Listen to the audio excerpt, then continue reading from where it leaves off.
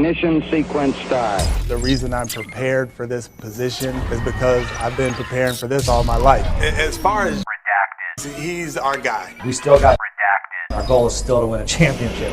T-minus 15 seconds. Guidance is internal. Being in a win-now situation, that's great. I'm a win-now coach. 6, 5, 4, 3, 2, 1.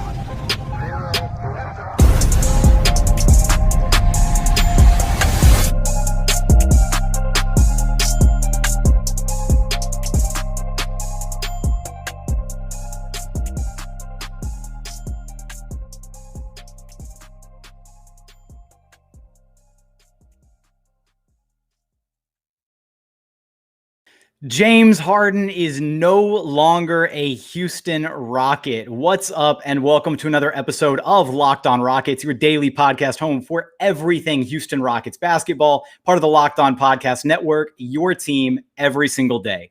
As always, I'm your host, Jackson Gatlin, native Houstonian and the founder/managing editor of ClutchCityControlRoom.com, your home for all things Houston Hoops. You can follow me on Twitter at JT Gatlin, the show, of course, at Locked On Rockets, as well as the blog at Clutch City CR. Now, joining me here for this emergency Locked On Rockets podcast episode to just bask in the madness that has been the last, not even full 24 hours, like 12, 18 hours, 16 hours, whatever it's been.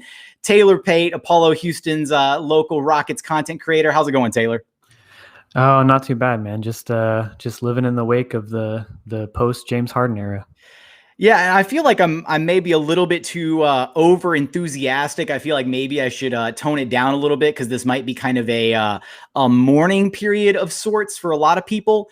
But you know, this is, first off, we gotta dial it, we gotta walk it back a little bit and just focus on what has been a really insane series of events. So obviously we have the off-season mess. We have, coming into the season, James Harden's late, all of the, late for training camp, not putting his best foot forward after, a really strong start to the season. And then we get what happened last night. And I've got to just go ahead and run this back because we've got to make sure that everybody's up to speed with exactly the words and how it looked last night. So let's run this video back really quick. We're just not good enough. We don't obviously chemistry, talent-wise, just everything. And it was clear, like I said, these last few games, they just, from the beginning of the game, they were just aggressive, veteran team, obviously, championship team, and, one of the best teams that we have in this league. I love this city. I literally, have done everything that I can. This situation is crazy. It's something that I don't think can be fixed. So, thanks.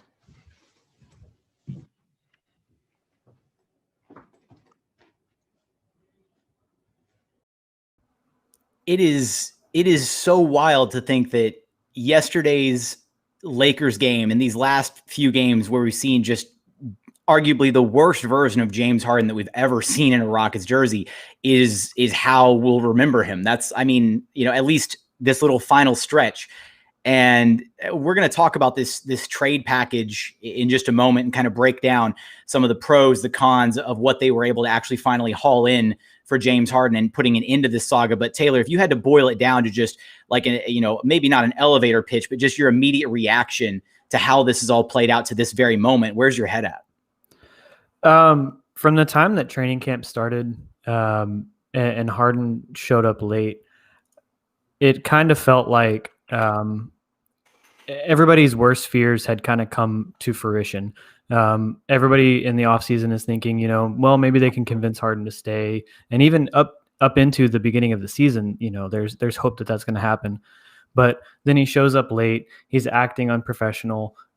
He doesn't seem like he's all that in shape, and he's just kind of strung out a little bit.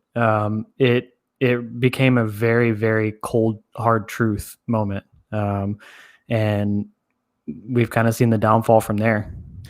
Yeah, it hasn't looked pretty, and again, in all of this, I feel the worst for Steven Silas. I really do. Finally gets the chance to coach his own team, and has to deal with, and he's done an admirable job to start, and so by extension, so have John Wall, Boogie Cousins, Christian Wood, the other guys. They've all been wildly professional throughout all of this, and now this is kind of again there's going to be some good and some bad from this. Obviously, you're losing a top 5 player. This team is now, not going to be, at least in the immediate future, in championship contention. Unfortunately, this is now the start of a Rockets rebuild, but at least you can finally move on from the drama. These players get a chance to actually try and gel together with some legitimate chemistry and have everybody be bought in without somebody who is obviously, holding them back and holding them hostage with his play in how James Harden has behaved the last, handful of games since coming back from the ankle injury. But talking about this trade package, so the Rockets come away with essentially the draft haul of the century. They're coming away with 4 first-round picks and 4 pick swaps, all unprotected, which is just an unbelievable haul. Now, I know that, and some people are already commenting on it in the comments section, that the Rockets didn't come away with a young franchise cornerstone, but I don't think that's the end of the world when you look at exactly how much draft compensation they got, the fact that they are coming away with Victor Oladipo, who's an interesting piece. He's not a young cornerstone type player, but he's on an expiring deal. You could conceivably flip him for something more at the trade deadline this season. Or you could decide what you want to do with him this offseason, but he gives them a decent running mate to pair with John Wall in the Houston backcourt in the kind of intermediate phase. I'm not blown away by it. I do wish that they had gone after, a Ben Simmons type or Jaylen Brown or one of those other young cornerstone guys. But I think given how Harden accelerated the situation, this was kind of a best case scenario, all things considered. Yeah, no, I completely agree. With the way that things went down last night, you kind of knew that there was going to be some really quick movement on all this. There was no way that they were going to keep Harden around and keep the toxicity going. You could see, it seemed to me like the Rockets kind of used Boogie as a mouthpiece today in his presser and kind of just, spoke through him, so to speak. And the compensation was never going to be enough, to replace James Harden. It never is when you're getting rid of a star. And so I think having as many shots at drafting a star as you can is probably your best bet. And I think the organization probably took a good look at Ben Simmons. They wanted Maxey in the deal. They wanted a lot, and it seems like Morey just wasn't willing to pony up for James Harden in this situation. But that being said, Victor Oladipo is a really nice player. He's not a superstar, but he's good. And with all, in all likelihood, they can get more draft compensation in return for him. Same for PJ Tucker. And so it's kind of an aggregation deal going forward, where you're going to try to take as many shots as you can at the draft.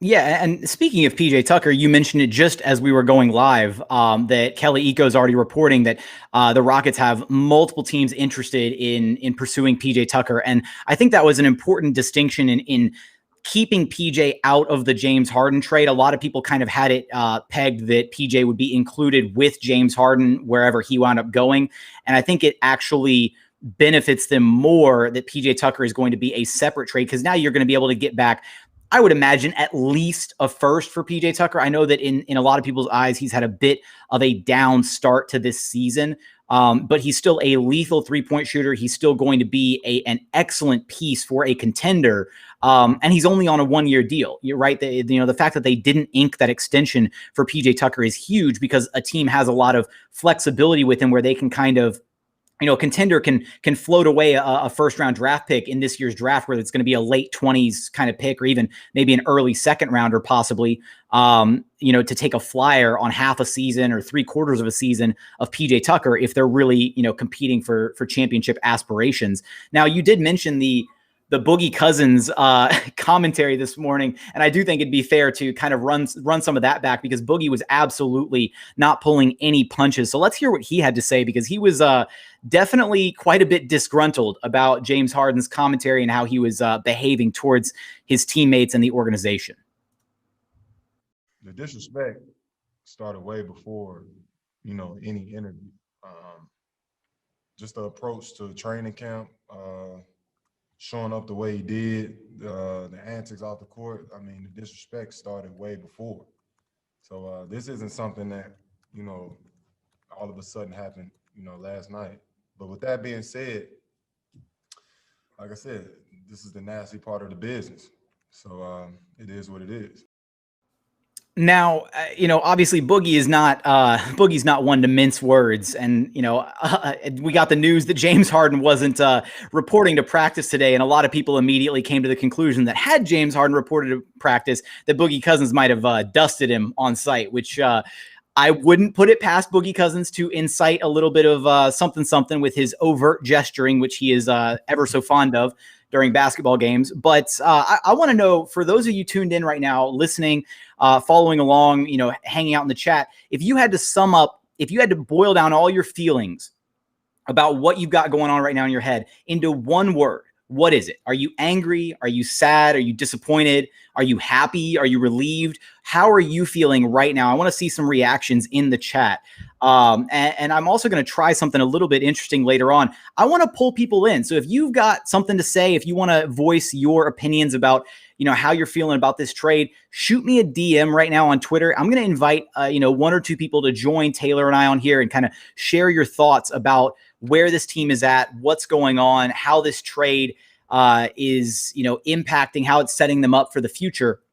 And Taylor and I are going to keep discussing things because there's so many different angles that we can get in on from this trade about, potential trades to then kind of build off of this one, where the team goes from now, how things are going to look without James Harden in the mix. And we're going to get there in just a moment after a quick message from our friends over at Headspace. So look, I mean, it's a new year, and sometimes with the new year, you try and start a new routine, trying to get your body and mind right to kind of stick to those New Year's resolutions. And Headspace is something that can help you achieve that. It's your daily dose of mindfulness in the form of guided meditations in an easy to use app. It's the only meditation app advancing the field of mindfulness and meditation through clinically validated research. So whatever your situation is, Headspace really can help you feel better. Maybe you're just a little overwhelmed. Headspace has a 3-minute SOS meditation just for you. Maybe you need help falling asleep. Headspace has a wind down session that their members swear by. And for parents, Headspace even has morning meditations that you can do with your kids.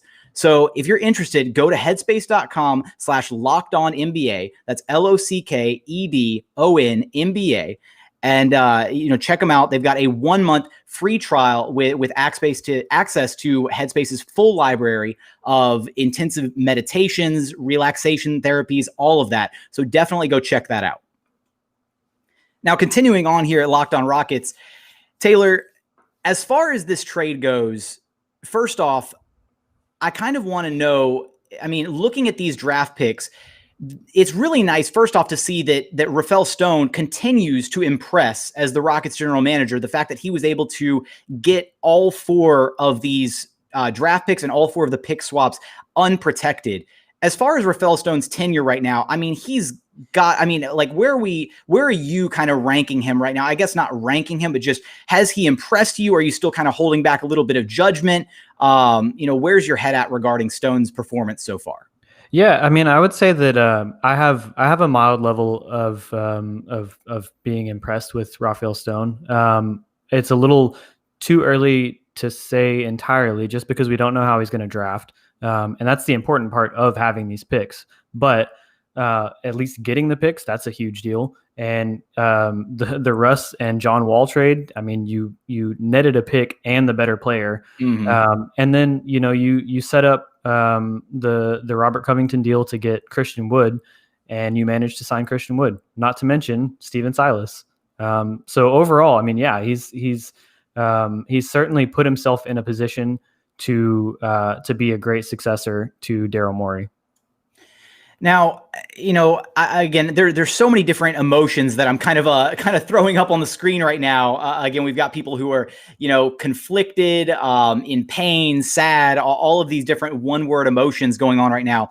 And this was something that you and I talked about a little bit before going live, but it feels like you and I have kind of moved on past this already. And I feel like there's a lot of people that are kind of in that same boat where we knew that this was a possibility coming to the season. We knew that James Harden's, heart and mind weren't set on Houston, that he wanted to leave.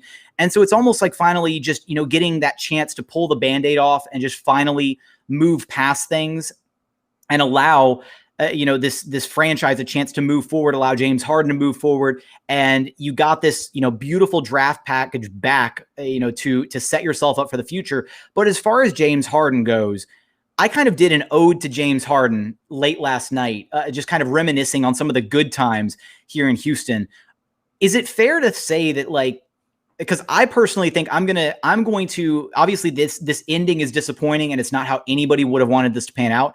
But I'm still going to be able to look back on all the success that Harden had with Houston and still appreciate that version of James Harden and kind of separate the two into two separate people. You get what I'm saying here? Yep, absolutely. Where are you at with that? I'm going to look back fondly on James Harden's tenure as a Rocket, because prior to James Harden, you're in, worse NBA purgatory than you are right now. You acquire James Harden. At the time, Jeremy Lin's a fun, exciting thing, but James Harden comes in his first game and he shows you immediately he's a star. You take the best team probably that's ever existed to 7 games and probably are one hamstring away from beating them. It hasn't ended well, but my gosh, has it been fun. I wouldn't trade it for I wouldn't trade it for a bunch of 8th place, 7th place finishes. Yeah. I was kind of looking back on that little period of time where the Rockets were kind of stuck in that, that treadmill of mediocrity area with the Kyle Lowry, Kmart, Luis Scola, the post T-Mac Yao era. And the good news is that at least everything is set up, in that post T-Mac Yao era. They didn't have the benefit of jump starting a rebuild. And I think that's what's so important about this right now is they're not caught in no man's land, right? If Harden had just been able to walk this past offseason and just leave the organization high and dry, very similar to what Kevin Durant did to the Oklahoma City Thunder when he left for Golden State, then that puts you in a really, really awkward spot to try and make anything happen. And on top of that, they had the added issue of needing to recoup the draft assets that they forfeited in the Russell Westbrook trade. So for Rafael Stone to be able to turn around, facilitate the trades that he has, recoup assets, put together this younger core of guys with some exciting young names. Obviously, Christian Wood, the biggest one. Jayshawn Tate has been a pleasant surprise for many people. David Nwaba is not on the super younger end, but he's just, another at the margins kind of find, although I think we still have to attribute that one to Daryl Morey, whether you think that's unfortunate or not. But sorry, I had to shout out David Nwaba because you're rocking the Nwaba Daba Dude shirt, absolutely. Courtesy of Apollo Houston. So, and I've got mine on right now as well. So if you're interested, you can actually go check out apollohou.com. And if you actually go there and use promo code LOCKEDONHOU, you can get a 10% discount on any merch you decide to pick up. So definitely want to go check that out. Apollo Houston, good friends of the show. Now, we've got people in here that are concerned about not getting a franchise cornerstone. We've got people who are excited about the future. I'm still on the fence about whether or not getting a franchise cornerstone was necessary in this deal, because again, you can look at what Victor Oladipo has and look at his contract situation. And one thing that Ben Dubose floated earlier on Twitter was maybe the possibility of at the deadline floating Victor Oladipo and a draft pick or two to the Nuggets for MPJ. Now that's just one variation of a deal. Are the Nuggets going to just laugh and hang up the phone? Maybe, but possibly there's a team out there that would be interested in some or a few of the players that the Rockets still have on the roster. And then you're able to flip those guys and maybe some of that liquid draft capital into that future young franchise cornerstone, right? Yeah, absolutely. And the problem that kind of existed there was who was the cornerstone that was gonna that a team was gonna give up in a James Harden trade if they knew that he wasn't going to be, if he was going to be unhappy when he got to their team. What team was going to be willing to give something up? The only teams that were, like for sure going to be on Harden's list were Brooklyn and Philadelphia, and obviously those are the two teams that it came down to. Ben Simmons, you can call him a franchise cornerstone, and he probably is to an extent, but there is a ceiling there. There are concerns there, and you weren't necessarily going to get a franchise cornerstone out of this deal. And I think that's the hard thing to walk away from is everybody here in Houston, and obviously there's going to be some red tinted glasses on everything going on when you're a Houston fan, wanted to get back a franchise cornerstone. And I think based on how Harden kind of exacerbated the situation with his commentary last night, it forced things to be expedited to a point where they couldn't get the exact optimal deal, but they still walked away with one hell of a draft haul. And that's the important takeaway from this is they didn't get, Rafael Stone didn't get bent over the barrel by Daryl Morey or by the Brooklyn Nets. He still walked away with a really, really enticing package. Now I will say somebody else is pointing out the fact that the Rockets could have walked away, could have still taken on Jarrett Allen in this deal. Now, I will say that's an area that's disappointing me is we've kind of seen Christian Wood struggle a bit at the 5 spot. He's just not quite big enough to bang with some of those other legitimate 5s in the league.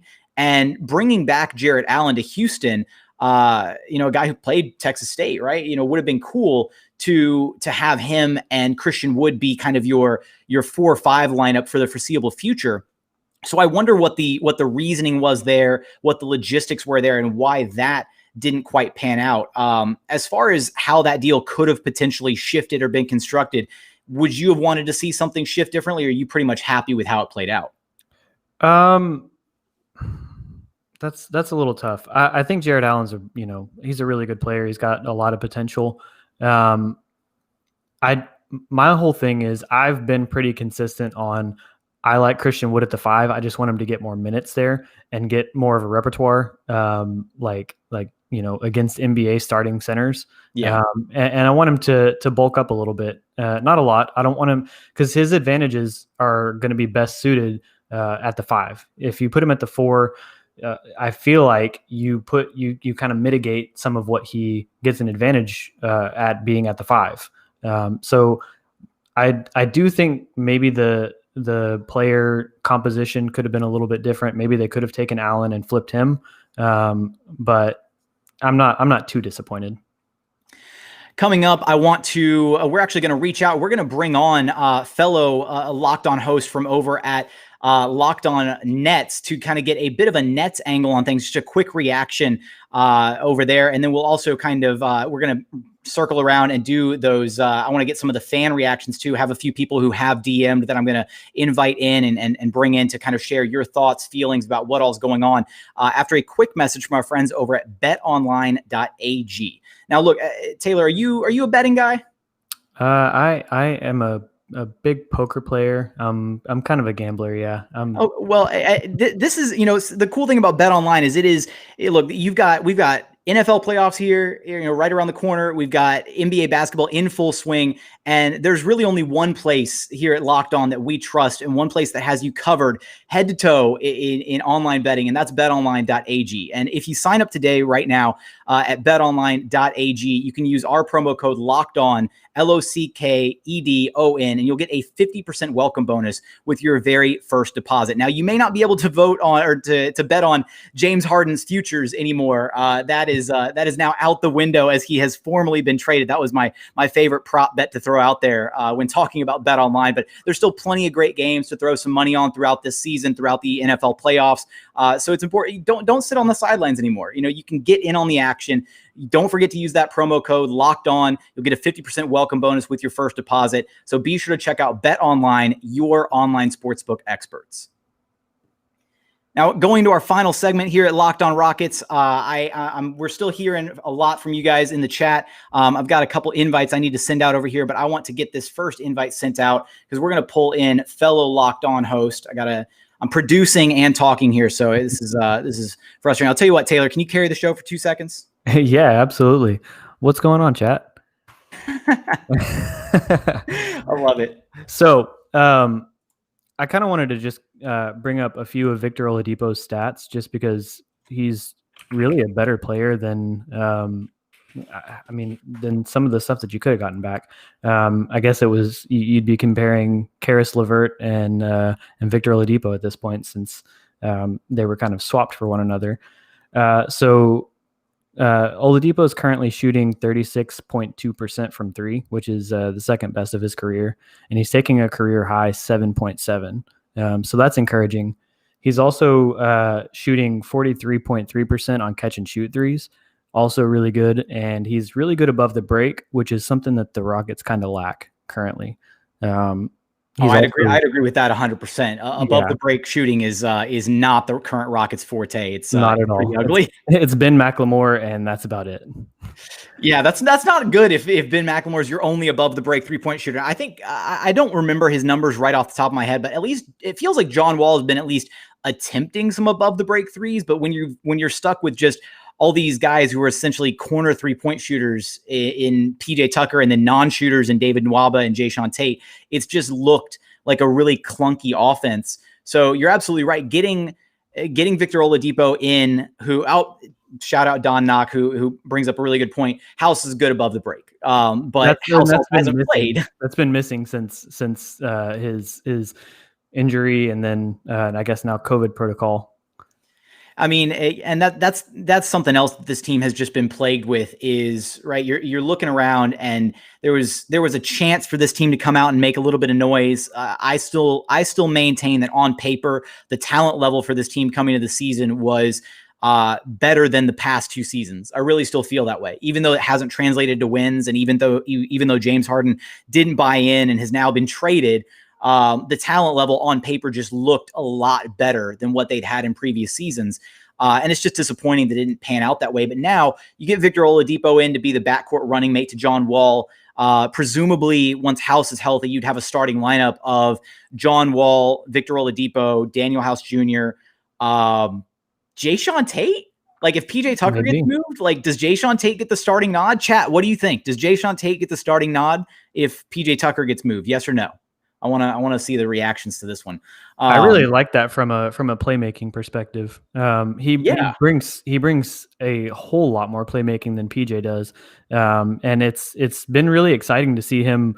Not just hustling on defense and getting steals and stuff like that, but also on the offensive end, he's been kind of a force when he has the ball. He's got really good knowledge around the basket. He's good at making the right pass. He knows the offense already. It's kind of been exciting to see. Shout out my guy, Zach Zola. If Jayshawn Tate doesn't get the starting nod, we riot. I'm right there with you, Zach, for sure. I think Jayshawn Tate has thoroughly impressed. And that would be something, right? To go from the oldest team in the league to having 2 starting, young players in Jayshawn Tate and Christian Wood, 2 25-year-old guys starting in the starting lineup after, God, it's really tough to see how this team has just changed so much over just the last year. Not even over the last 2 years, 3 years, just over the last year alone, how different this team looks. And it really is the ushering in of a new age of Rockets basketball. There's no more Mike D'Antoni. There's no more Daryl Morey. There's no more James Harden. It's all gone. And now, after you move on from PJ Tucker and Eric Gordon, then you've really completely ushered in a new age of Rockets basketball.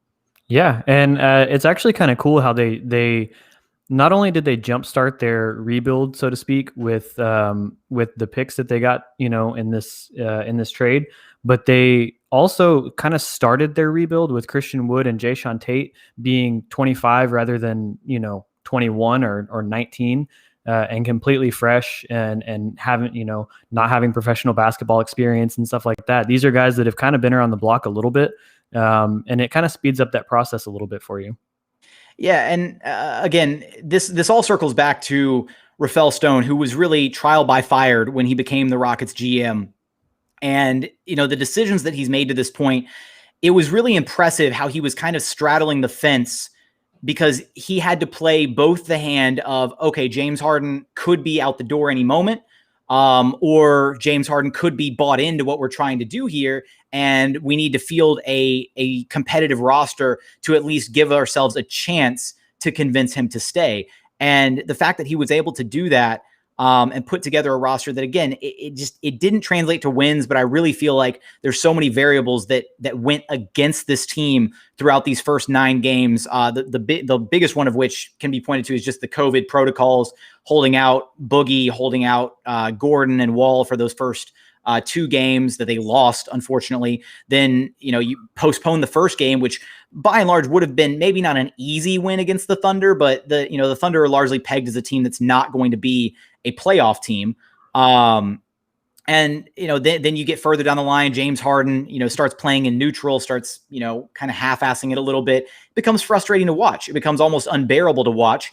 And it's kind of, I saw some people referring to it as kind of a self-fulfilling prophecy on James Harden's part, where he believed that this team wasn't going to be good enough this offseason. And he came in with that same mentality and decided that it was just, he wanted to make it come true. So he didn't put his best foot forward. And I guess in the end, he ultimately got what he wanted, because now he's teamed back up with Kevin Durant in Brooklyn. Still don't know what Kyrie Irving's doing. Any takes on Kyrie? Yeah. So I think a very interesting point with Kyrie Irving is, if he does decide to leave the Nets, that very much improves the picks that the Rockets just got. Especially, both Durant and Harden can opt out of their deals next year. There's a decent chance that the latter half of these picks are really good picks. Yeah, and I mean, and who better than to help us kind of break down things from the Nets angle really quick than Adam Armbrecht from Locked on Nets. Adam, how's it going, man? We got you. Yeah, man. Thanks for bringing me into it. I apologize. I'm coming from a remote bunker somewhere out in the woods, but hey, it's okay. It's okay, man. I did my reaction from a remote bunker known as my car, because I was having lunch when the news broke. So you got to do what you got to do. So Adam, just give us your initial reaction on this deal and kind of where you're coming at from a Nets angle. Yeah, I mean, listen, it's an all-in push, obviously, for the Brooklyn Nets, right? If we want to operate on the assumption that at some point Kyrie Irving is back on the court for the Brooklyn Nets, this is the best collection of 3 players, arguably, in the entire league, maybe ever. If not going back to some really obscure references, the 70s and stuff, talking about quality of players. There's a lot going on around this organization right now. So it's hard to gauge if this is a push in vain of wanting a championship this year with Kyrie and KD, and now with James Harden. If this is a panic in reaction to what might be going on with Kyrie Irving. So at the end of the day, man, if you're a Nets fan, enjoy the fact that you're going to be competing for a title. This is the all-in, sell your soul for the ring. And then we knew this coming into it. We knew this when you made the move for Kyrie, and then you got KD as well. That's what that represented, and this is just another step in that direction. So you and I, Adam, spoke, before the season tipped off, and we kind of talked about this James Harden situation and how we both thought things would play out.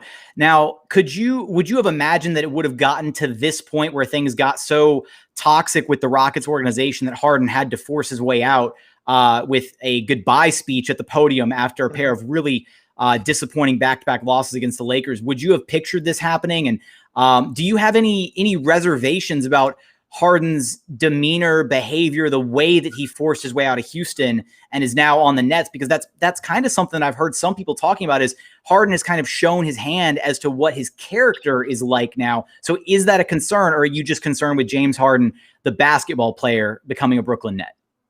Yeah, I think all you can be with is concerned about what he is on the court for you. You can make the case that this is the first experience with Harden as far as having any issues around an organization. There's off the court stuff for that organization, and then there's the on the court results too. You'd like to think that him coming to the Nets team, where still, even as he walks in the door, Kevin Durant is the best player there. He's the leader on this roster. But I don't know if he's the guy that's going to control any of them. This will play itself out. If Harden doesn't want to get off ball sometimes, if he wants to get his expected looks, maybe that resonates in a different way.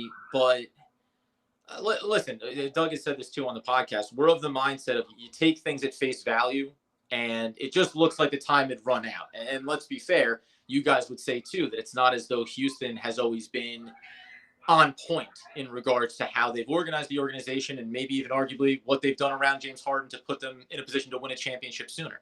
Mm-hmm.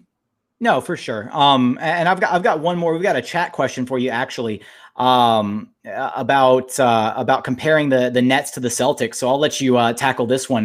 Where do you think they stand now after this trade has been consummated? Well, as far as matching up with them? We'll go matching up or just kind of head to head. Where are you at as far? Because I mean, obviously the Nets, sitting at 6-6 last I checked, we're having a fair bit of issues, going on. So does this make them the favorites out east? Where's your head at regarding that? Yeah, here's the problem: is that, and we talked about this going back to I think even when we discussed Houston and the initial speculation around it. Does this make you a better offensive team? Of course it does. Are there any other teams that are going to be able to run with you in the same way from a scoring perspective? Probably not. But the Nets still live in this world where they don't have tremendous size. This trade involves eventually, it's Karis LeVert moving on. It's Jared Allen being removed from this equation. We just came off a game where DeAndre Jordan was benched for the entire game. And we thought, finally, the signal that the Nets are moving away from the debacle that is him at the 5. He now apparently is going to be prominent potentially, right? Unless the Nets are going to make additional moves here. So it makes them the favorites maybe to come out of the East, which is pure firepower. But there's going to come tests there. Defense picks up in the playoffs. People, most players don't execute as hard as they can on that end of the floor until it really counts. So, in the best world, James Harden, Kyrie Irving, these guys are not elite defenders. I don't know what we look like on that end of the floor yet when you talk about getting through an Eastern Conference Finals, getting to the finals, and having to take on a team like the Lakers. Mm-hmm. Those size problems are going to loom large, at least in the short term right now. And I assume that there's other things that are going to happen here with this roster. All right, Adam. Well, I appreciate you swinging by to give us a bit of insight on the Nets side of things. Now, go ahead and, because anybody who wants to, continue following James Harden and his career post-Houston, they're going to have to absolutely be following you guys over at Locked On Nets. So tell everybody who to follow, what to do to be able to keep up with James Harden moving forward. Yeah, buddy. Fellow brethren on the Locked On Podcast Network. You can follow myself at Adam Armbrecht on Twitter, at Doug Norrie, my co-host on the Locked On Nets podcast. Follow at Locked On Nets on Twitter as well for all the episode drops. And then wherever you get your podcast needs fulfilled, man, subscribe. We're going to be diving into this deep later today and then unfolding what this roster looks like going forward in Brooklyn. I guess it's thanks, right? Thanks for the care package. You're absolutely welcome. Thanks. No, but legitimately, take care of him. You're going to have a lot of people coming for your wig with James Harden and just the fact that they dislike the way that he plays. And I'll tell you what, if you ever need a James Harden expert, you guys know who to reach out to. All right. There you go, man. Thanks a lot. All right. Have a good one, Adam. All right.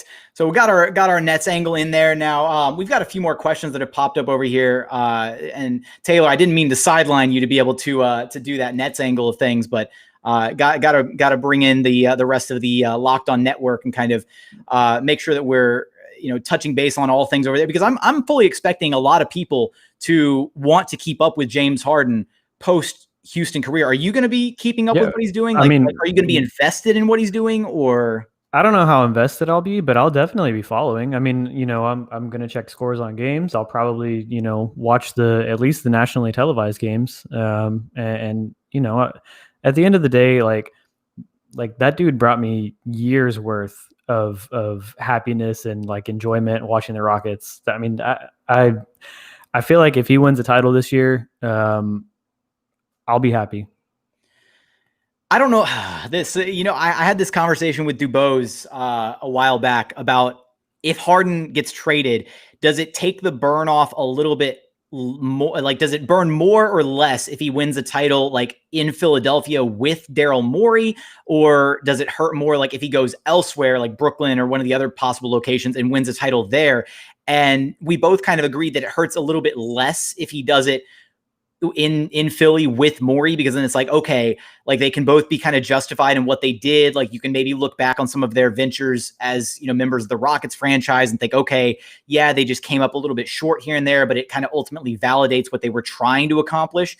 I don't know if I'm going to be able to be necessarily happy about James winning a chip as a Brooklyn Net. And maybe that's a little bit selfish on my part. But that's just kind of where my head's at. And I could also change. This could just be flavor of the day for me. I could have a change of heart and feel very differently a week from now, or even a month from now about that. Cause everything's still so fresh right now, but we've got a couple more questions in here I want to tackle. So from Fivos, just, hey guys, checking in. Can you please explain the swap situation? So like if there's a swap between Cleveland and Brooklyn, because we haven't gotten ours yet, etc. Now, Taylor, I'm a little fuzzy on this, but to the best of my knowledge, the way things are lined up now is the Rockets do have a first round pick like in every year that they would need to have a swap with the Nets, which I think was the issue with the pick swaps in the first place, I believe, is you can't establish a pick swap vis-a-vis a trade unless you have a pick that could be swapped that season. So they have established pick swaps for 2021, 23, 25, and 27.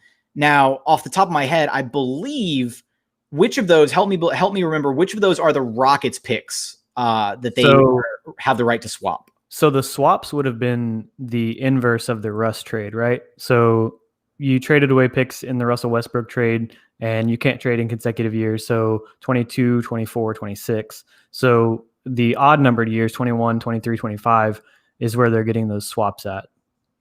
Okay. And now, correct me if I'm wrong, I do believe the Rockets do still have their own 2022 pick and 2023 pick. And then I think it's a couple more further down the line than that, but it's, you know, the whole situation is a little bit fuzzy right now, but rest assured, as far as this question is concerned, and obviously we'll hammer out the finer details because everything's still so new right now, in later episodes. And I'll have a very detailed ironed out list of these are the years, this is everything that they have on the table for each of these subsequent seasons.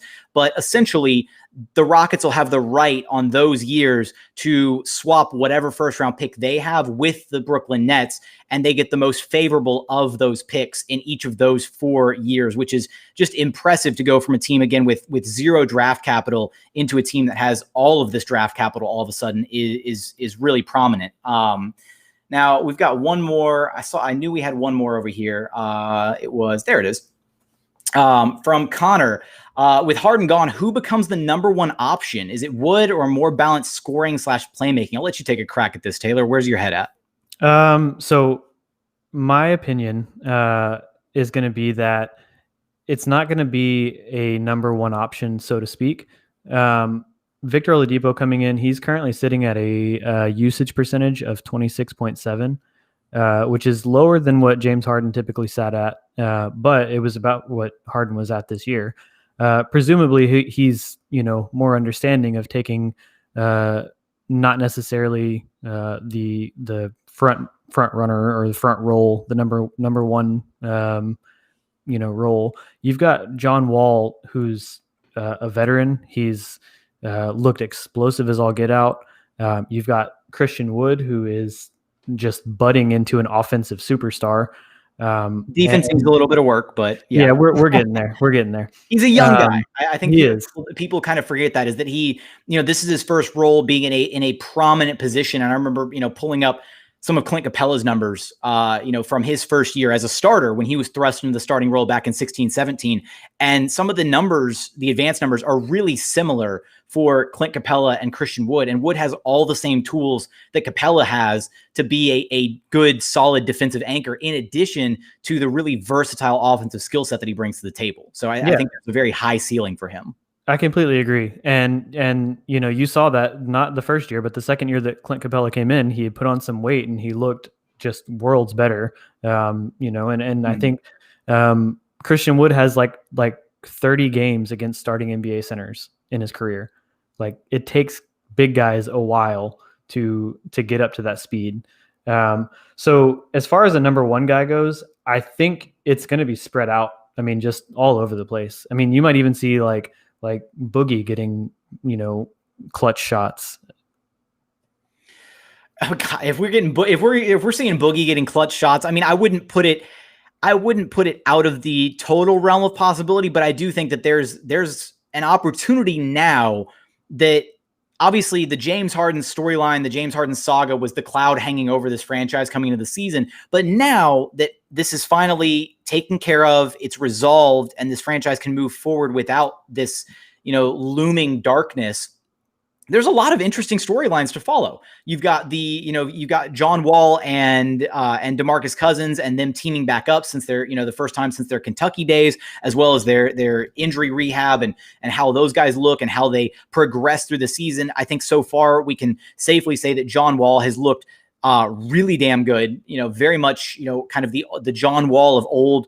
Boogie, not quite as, promising compared to what he looked like as far as pre-injury Boogie, although he's, at least moving around, looks healthy, and will probably have a more prominent role now in the post James Harden Rockets era. You've got obviously Christian Wood is the big story, a guy that we spent some time discussing. You've got all the different role players who now have a chance to really probably flourish, because this team found themselves struggling with their identity because, we saw on the court, there was this just disconnect between what Silas wanted to accomplish and what he was trying to instill for the team, and James Harden not being bought into it.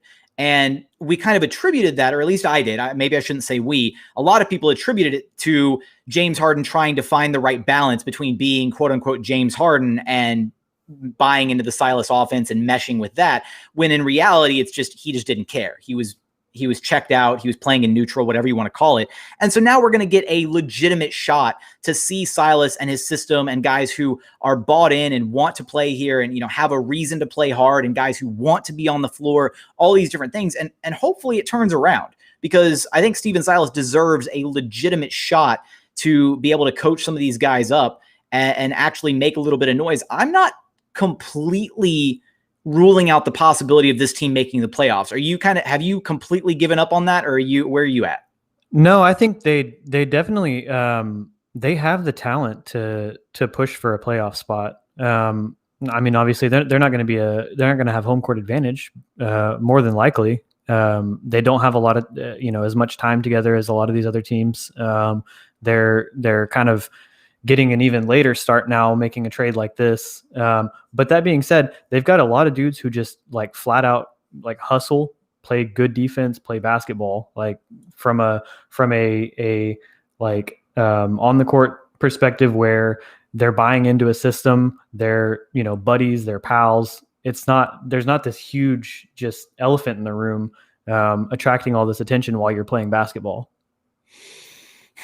And I think that one thing that is, to circle back to the draft package essentially that they've received, there's a lot of people that are again, probably rightfully so, a little bit bummed about not getting a true cornerstone back in the deal.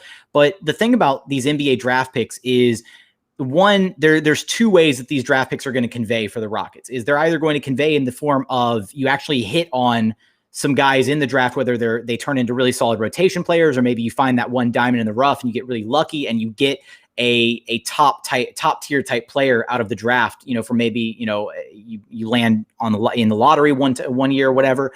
They have that, but draft picks are also a really liquid asset in the NBA, and they're very easy to move. Like it's almost like the idea behind a draft pick, or the value that an unconveyed draft pick carries, is more beneficial than the actual draft pick and the subsequent player that you pick instead. So I think we're going to be able to see this team, Rafael Stone kind of, loading the chamber essentially to be able to pull the trigger on a deal down the line, whether it's flipping John Wall, who looks like at least so far, a revamped version of himself, being able to flip John Wall into more assets or to another team for a younger player that fits the timeline of Christian Wood and Jayshawn Tate a little bit better, or again, flipping Victor Oladipo at the trade deadline to a team that, is trying to make a significant push this season and is willing to take a half season rental on him, things like that. He has maintained this insane amount of flexibility. And I think that's so cool to see for a team that has largely been hamstrung these last few years, whether it be the luxury tax, whether it be being stuck in win now mode, whether it be because they've had 2 max level deals on the payroll, whatever it is. They have a lot more flexibility now to achieve and go whichever direction they want to in the future. And I think that is a really, really promising thing moving forward for this organization. Yeah, without a doubt. And like you said, the term first round pick has so much more weight than, whatever name player you want to put there. Especially, pre-draft. Like pre-draft first round picks are like gold in the NBA. Whether that's a 23rd, 24th, 25th pick, it doesn't matter. Just the term alone, GMs and teams seem to go crazy for, which is good in the situation. And you see Sam Presti just he's like, I don't care what first round pick you give me, just give me all the picks you got, whatever, and you worry about that part later.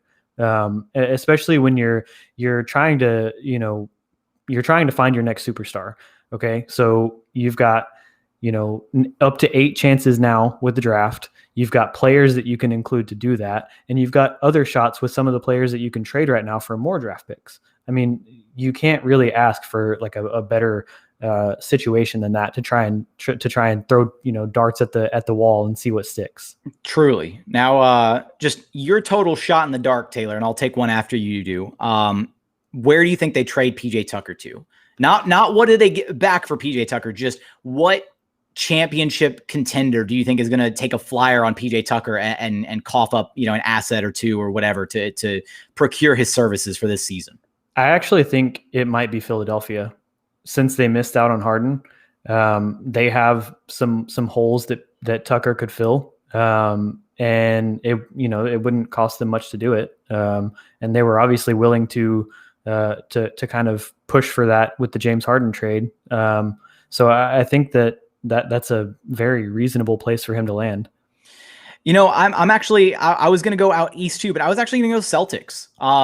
That's a very good one. Just kind of looking at where they're at with their roster. And again, another team that, potentially, I don't know if they quote unquote missed out on James Harden. We obviously, there were apparently upwards of 10 different teams inquiring about James Harden as soon as they realized, there was about to be a fire sale and him trying to get out of Houston.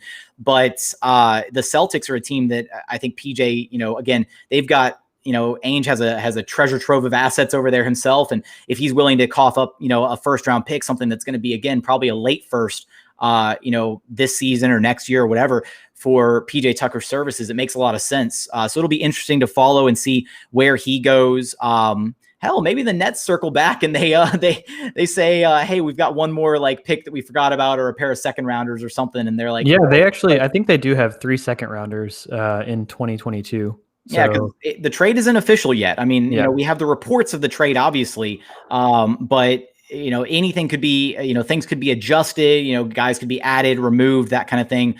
Moving on out of here, but Taylor, I really appreciate you hanging out for this very eventful Locked on Rockets podcast, a very historic podcast, kind of discussing the departure of James Harden, a guy who's been a Houston staple for 8 years, and it's really weird to say those words that James Harden is no longer a Houston Rocket, but it happened. I guess go ahead and let our listeners know where they can track you down at. Yeah, without a doubt. So you can follow me on Twitter at Taylor L. Pate. And you can also, we do these Rockets watch parties on Twitch, and they're really fun. It's kind of like, sitting at a bar together or something. And you can follow the Apollo Twitch at twitch.tv/ApolloHOU. Awesome. Again, Taylor, I really appreciate you taking the time to hang out today. Absolutely. All right. For today's episode, that's going to do it. We'll have you covered on everything going on with this new look version of the Houston Rockets. But as always, thank you so much for hanging out. If you stop by the live, really appreciate it. Ask questions, hanging out, all that good stuff. But really appreciate you listening. And we look forward to having you back right here at Locked on Rockets, your daily podcast home for everything Houston Rockets basketball.